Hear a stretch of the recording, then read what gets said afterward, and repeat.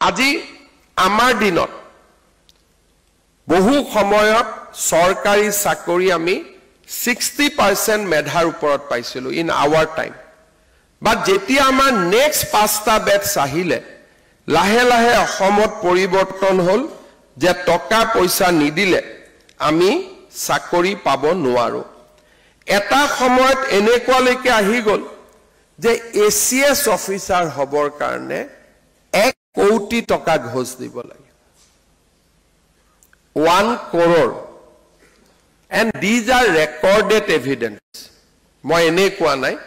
যে 1 কোটি টকা নিদিলে আমি এচিএস অফিচাৰ হ'ব নোৱাৰো চতুৰ্থ শ্ৰেণীৰ চাকৰিৰ কাৰণে 5 লাখ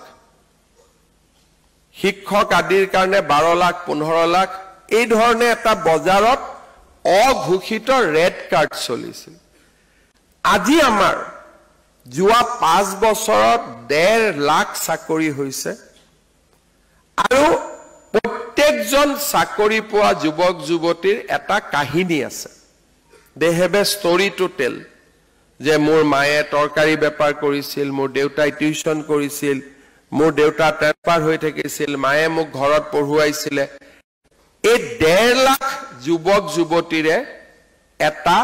ষ্টৰী আছে যেটো তেওঁলোকে নতুন প্ৰজন্মক ক'ব বিচাৰে